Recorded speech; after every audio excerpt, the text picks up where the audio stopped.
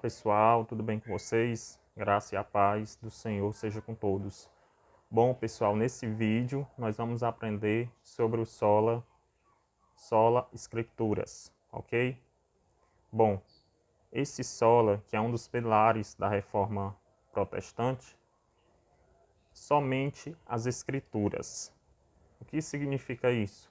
A Escritura é vista para os reformadores, para os protestantes, como a única regra de fé, ok?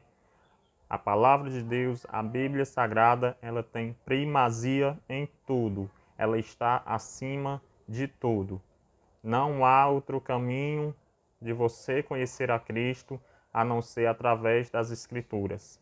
Você pode até confessar o nome do Senhor Jesus Cristo, que é o Solus Christus, que é o único caminho, a verdade e a vida.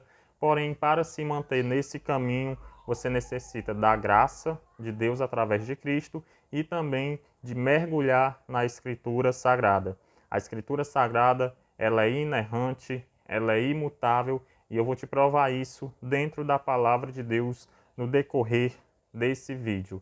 Como eu falei, a Palavra de Deus ela está acima de tudo. Tem surgido muitas coisas querendo estar além da Palavra de Deus, acima da Palavra de Deus. Mas só essa palavra que tem o poder de transformar a vida do pecador.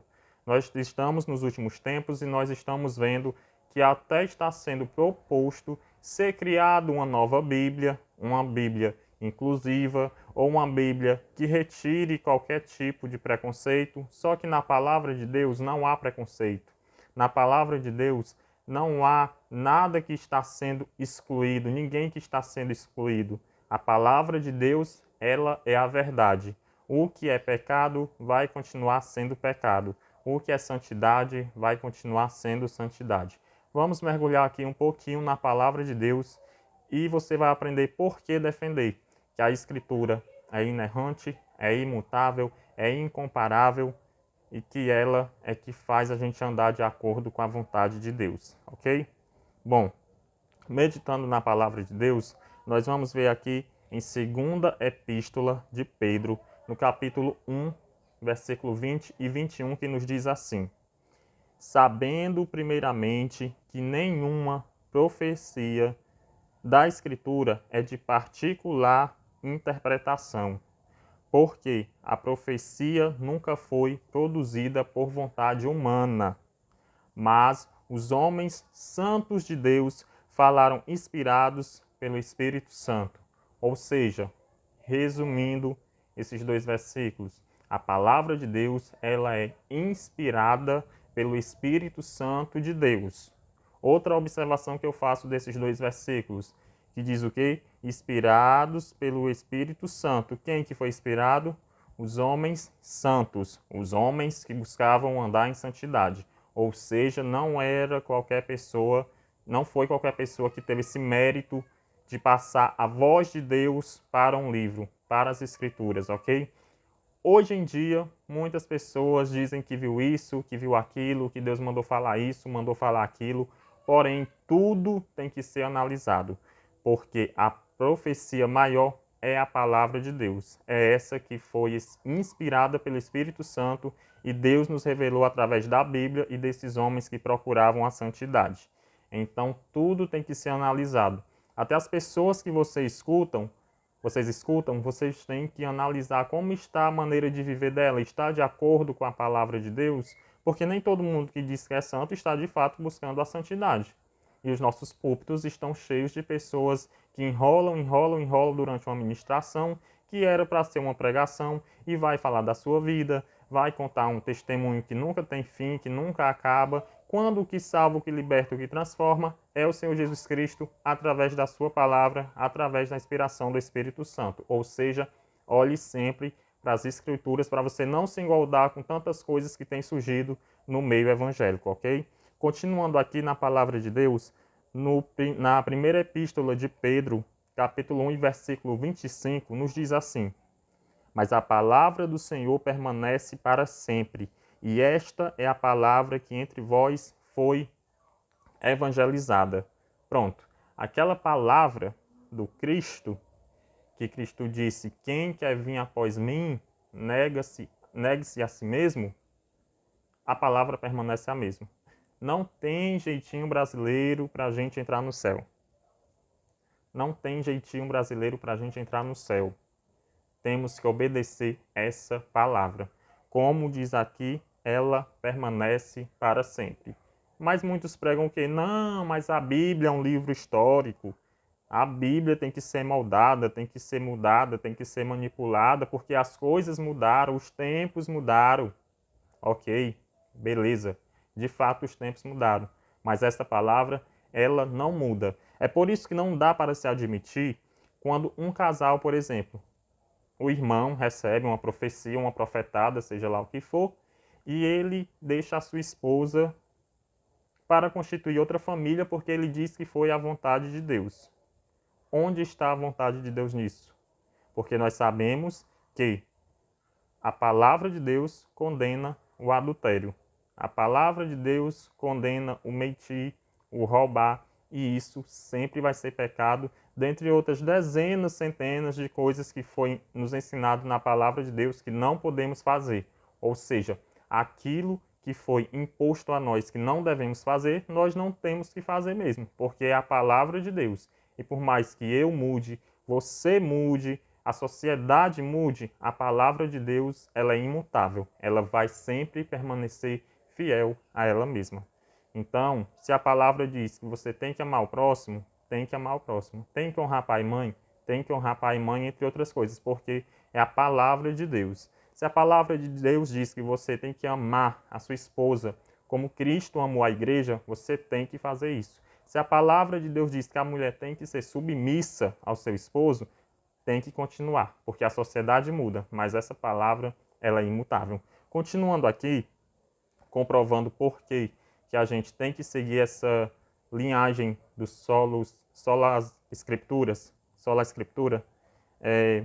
aqui no Salmo de número 119 e o versículo 105 diz assim: Lâmpada para os meus pés é a tua palavra e luz para os meus para o meu caminho, para os meus caminhos.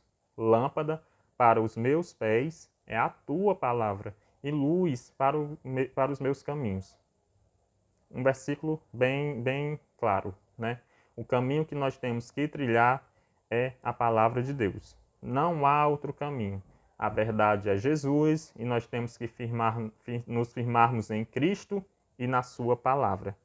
Salmos 119, versículo 114, diz assim: Tu és o meu refúgio e o meu escudo, espero na tua palavra.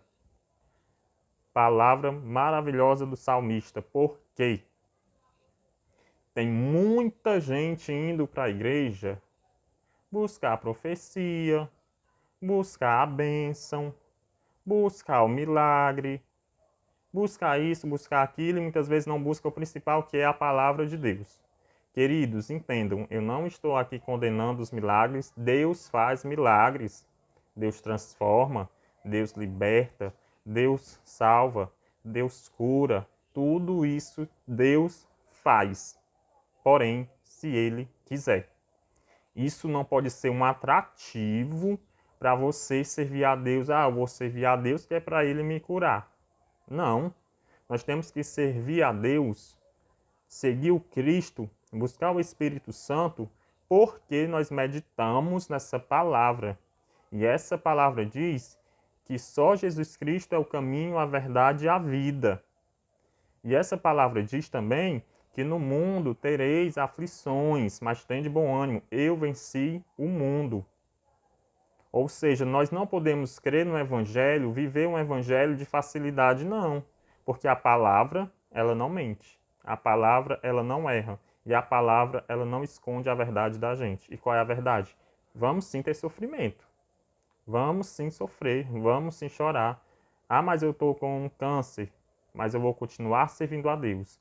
Ah, mas meu filho está nas drogas. Mas eu vou continuar buscando dentro da palavra, pregando dentro da palavra, dobrando os meus joelhos e orando. Por quê? Porque a palavra ela é inerrante. Eu não estou seguindo essa palavra pelo que eu posso ganhar através dela, mas sim porque eu sei que ela é a única regra de fé. Ela é a primazia. Eu sei que se eu confiar nessa palavra, o resto vai tudo acontecer conforme Deus quer. Em Atos, capítulo 17, o versículo 11, vamos ler, diz assim: Ora, estes foram mais nobres do que os que estavam em Tessalônica, porque de bom grado receberam a palavra, examinando cada dia nas Escrituras se estas coisas eram assim. Meus queridos, aqui em Bereia, quando Paulo e Silas chegaram lá em Bereia, eles foram para as sinagogas dos judeus que tinham lá e começaram a pregar. E o povo recebeu de bom grado. Porém, o povo não ficou desapercebido. O povo disse: olha, vocês podem pregar, porém tudo nós vamos analisar. E assim eles fizeram. E muita gente creu e muita gente se converteu. Por quê? Porque foi analisar se estava tudo aquilo que Paulo e Silas falavam, se estava dentro da palavra de Deus. E é assim que nós temos que fazer hoje, sabe?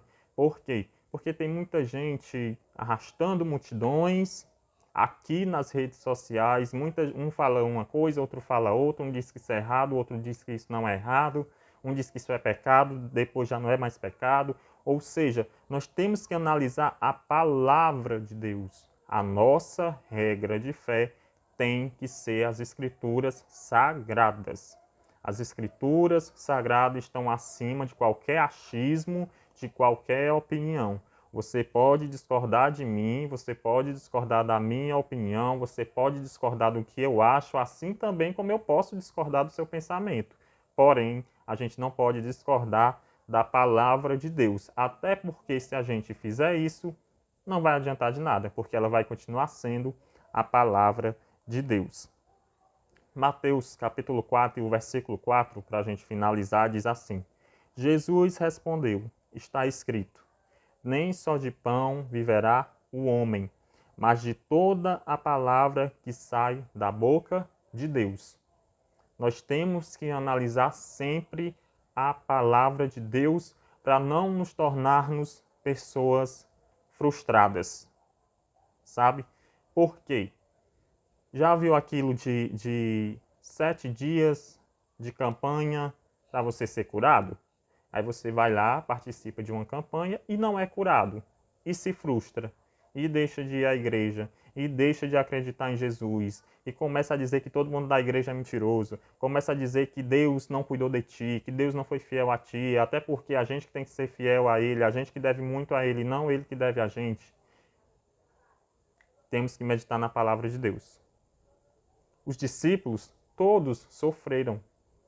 Os discípulos todos foram perseguidos, foram mortos, foram açoitados por amor à palavra. Quantas vezes Paulo e Silas foram presos, acorrentados, chicoteados, né? E o que acontece? A gente tem que acreditar nas Escrituras, porque as Escrituras elas são fiéis a Deus, à vontade de Deus para as nossas vidas. Não podemos nos enganar com achismo, com muitas coisas que as pessoas inventam para querer lhe atrair, para querer ganhar seu dinheiro. Não. Medite nas Escrituras, leia, estude. Não entendeu? Leia de novo. Busque estudar também bons livros. Procure o significado das palavras. Procure saber mais sobre os personagens que lhe interessam na palavra de Deus. Olhe se tudo está de acordo com a Bíblia, nesses ensinamentos. Deus te deu uma inteligência para você estudar, para você aprender. E a palavra de Deus é a única coisa que pode transformar a vida do ser humano. Você vai se alimentar e vai comer qualquer coisa? Você vai querer um prato saudável, bonito, que a sua esposa faz para você? Ou você vai querer um resto de comida que está no lixo? A gente vai querer o melhor. E o melhor alimento espiritual é a palavra de Deus. Não é a opinião do teu pastor, não é a minha opinião. O melhor alimento é a palavra de Deus. E nós não podemos admitir que na nossa mesa tenha algo que que não faça parte desse cardápio vindo do céu, que é a Bíblia Sagrada. Só que nesse cardápio aqui, a gente não escolhe só o que a gente quer. Porque tem gente que pega só uma parte da Bíblia, um pedaço da Bíblia, e faz a sua regra de fé. Ah, porque Deus é amor. Então eu tenho que amar todos do jeito que eles são. Deus é amor, mas Deus também é justiça. Deus é amor, mas ele também é justiça. Cristo é amor, mas Cristo também é justiça. Ele disse que vai voltar e vai requerer de cada um de acordo com as suas obras, de acordo com as suas atitudes. Isso é justiça, isso é justificar. Nós vamos ter que nos justificarmos diante de Deus, diante de Cristo. Então pense nisso. Medite, se alimente da palavra de Deus, porque só a Escritura que pode transformar as nossas vidas. Que Deus te abençoe, em nome de Jesus.